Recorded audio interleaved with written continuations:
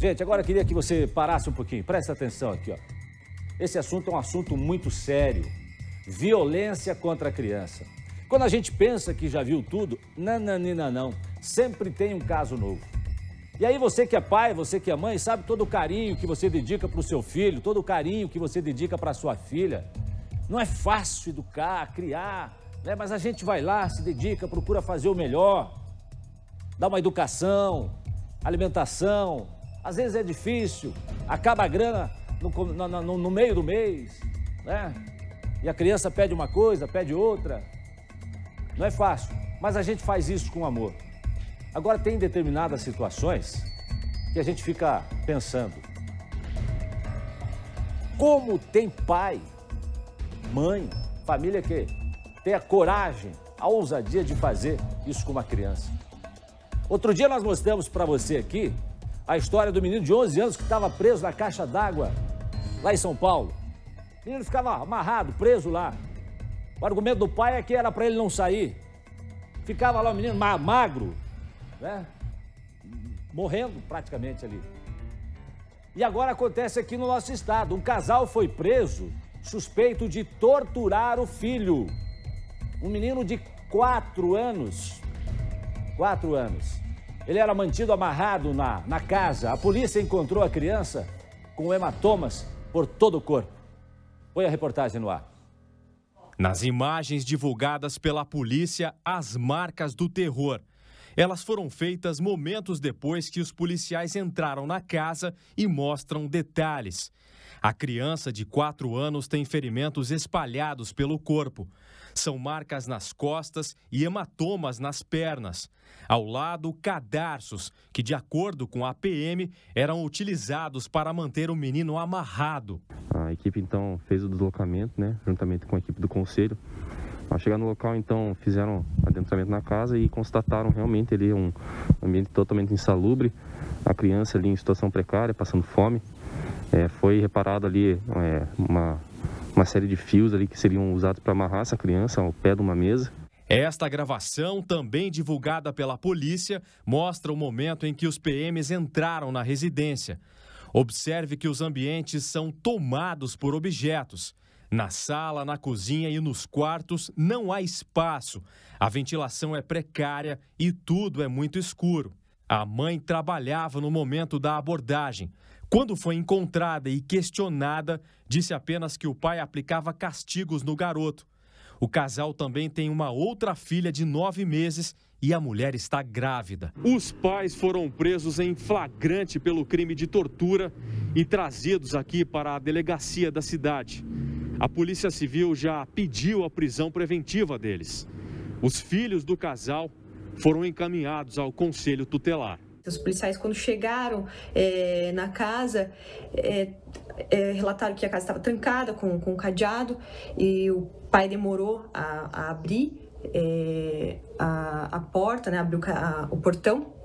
E nisso já chamou a atenção da equipe. Quando entraram na casa, visualizaram esse cadarço próximo à criança no chão, com uma faca também ao lado, indicando que o pai teria acabado de cortar em virtude dos policiais estarem na frente da residência. A Polícia Civil levantou informações junto à médica que atendeu o menino que era torturado e também aguarda os laudos do IML. Estamos diligenciando, levantando mais elementos informativos para tornar essa investigação robusta e que os pais, de fato, respondam criminalmente pelos atos que praticaram contra o filho.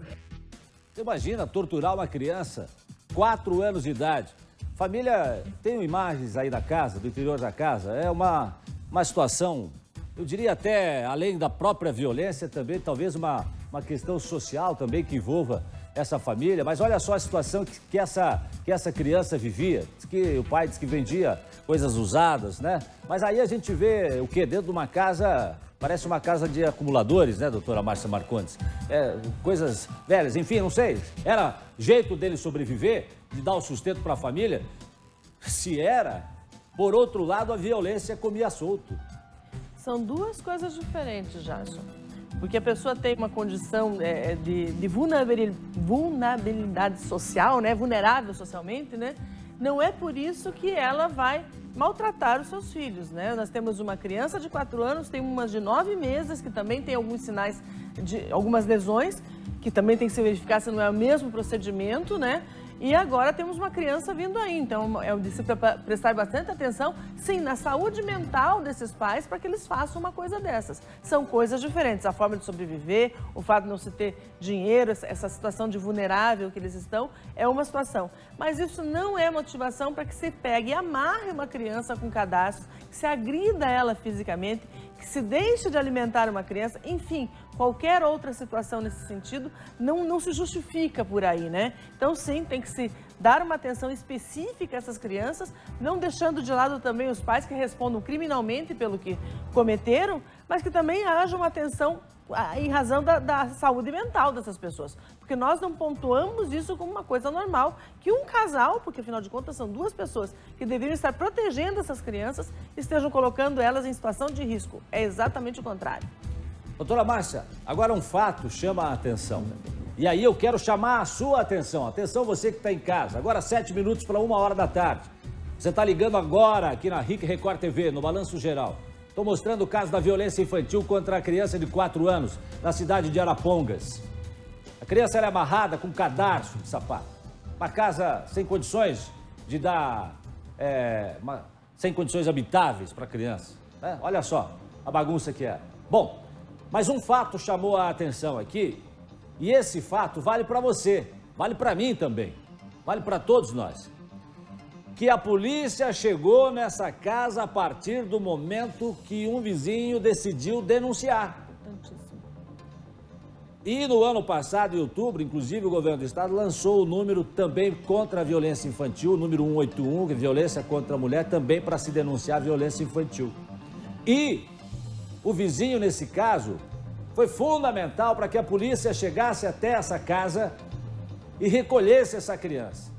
Tirasse essa criança do sofrimento, da mão de quem a agredia, de quem a violentava.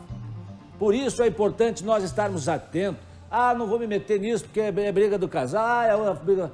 Mas se você vê injustiça, se você observou que alguém está sofrendo, que alguém está sendo vítima de violência, violência doméstica, violência contra a mulher, violência contra a criança, quando você observar que alguém é vítima de covardia, porque é uma tremenda covardia o que foi feito com essa criança, tem que denunciar, doutora Márcia. Sim, Jássio, nós temos também os idosos, né, que também nós vemos em algumas situações precárias, né, pessoas com algum tipo de deficiência física ou mental que também acabam se encaixando nesse mesmo momento de vulnerável.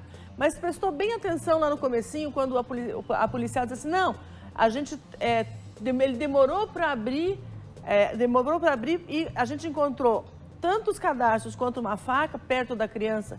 Então, se ele foi lá desamarrar a criança, é porque ele sabia que era errado. Sabia que estava fazendo errado. Sabia que era errado. Ele não pode dizer assim, não, é uma coisa normal que eu acho certo. Não, ele sabia que era errado e ele tentou sair do flagrante, né? E covardemente, doutora Márcia, covardemente, porque no momento que viu que chegou a força policial, aí ele foi tentar limpar a situação, que é isso que aconteceu, foi tentar limpar a situação, mas não deu certo. É o seguinte, deixa eu trazer para você agora a atualização do caso do menino que vivia amarrado na casa dos pais. A mãe foi solta. Coloca a reportagem no ar. O relato de uma avó indignada. Andréia conversou com exclusividade com a nossa equipe. As palavras são de alguém com muita angústia e preocupação. No celular, ela mostra imagens feitas junto com o neto. Os momentos felizes só existiam quando ele e a irmã dele estavam longe dos pais. Segundo a avó, os maus tratos acontecem há muito tempo. E ela vinha fazendo de tudo para tirar a guarda do menino do casal. Teve um dia que eu cheguei no trabalho, me ligaram que o estava na escola machucada. Levei o no hospital. Do hospital mandaram eu para a delegacia. Cheguei na delegacia, o delegado me atendeu muito bem, falou, não, essa criança precisa, não volta com a mãe. Aí eu fiquei com ele, só que ele não estava, ele estava muito apático, ele não estava comendo. Eu levei ele no pronto-socorro, 10 horas da noite, eu e meu esposo. Eu estava com ele dentro do hospital, chegou acho que do Conselho Tutelar, com um advogado, esses advogados meio porta de cadeia, com a família dele, alegando que ela ainda amamentava e que eu tinha que devolver ele. A avó também diz que o pai do garoto é um homem violento. Ela relata que já foi agredida pelo próprio genro. Me bateu um dia, ele me enforcou assim que... eles são loucos, é uma família assim, sabe? E é difícil, você fica sem saber o que fazer. Aí você faz o quê? Eu não dei parte, você vai dar parte? Vai fazer o quê? Questionada sobre o porquê a filha dela continua casada com ela, diz que a família já tentou de tudo, mas a mulher insiste em manter o relacionamento. Ela vê aquilo como quase que assim normal. Escolheu isso, porque ela é adulta, ela não tem problema. Agora, os meus netos não escolheu isso. No fim da semana passada, a polícia e o Conselho Tutelar foram até a casa onde mora a família. Num espaço insalubre, eles encontraram o menino de 4 anos amarrado com cadarços e sinais de tortura. O garoto parecia ter dificuldade para falar, mas reclamava de dores. A criança ali em situação precária, passando fome. Foi reparado ali uma série de fios ali que seriam usados para amarrar essa criança ao pé de uma mesa. O pai dela negou os fatos, porém, mais tarde indagada a mãe, ela disse que seria uma forma de castigar o filho. Ainda aqui no conselho, a avó foi informada de que as crianças já não estão mais na casa dos pais. Elas foram levadas para um local seguro, mas o próprio conselho confirma que as denúncias são antigas. Houve um episódio há anos atrás, né, não seriam maus tratos ao extremo, né, ao que está agora. Mas foi verificado, né, depois disso foi feito todo um trabalho e cessou as denúncias, né, não houve mais denúncias de negligência por parte dos pais. A conselheira prefere não divulgar detalhes do local onde as crianças foram acolhidas. Ela disse que agora o caso está nas mãos da Justiça. Hoje as crianças já estão em segurança e agora é aguardar a Justiça definir o final, né, dessa história aí do paradeiro, para quem vai ficar as crianças, na verdade. De acordo com a Polícia Civil, na noite de domingo, a Justiça concedeu liberdade provisória para a mãe das crianças e decretou a prisão preventiva do pai. No Conselho Tutelar de Araponga... Olha, não tem condição dessas crianças voltarem a serem cuidadas pelos pais, doutora Márcia. Acho que já tem evidência mais do que suficiente. Já tem uma situação crônica, onde já houve uma intervenção e, como disse a conselheira, não houveram mais denúncias. Então, aparentemente, eles começaram a fazer de uma forma um pouquinho mais discreta, talvez, né? Por isso a ausência de denúncias, né? E eles já tiveram esse atendimento, já tiveram esse momento que podiam rever, né, a sua postura. E, nesse caso, não fizeram. Então, não vejo como vamos acreditar que agora eles vão mudar por milagre. Essas crianças, realmente, elas têm que ser protegidas e protegidas, infelizmente, dos próprios pais, né?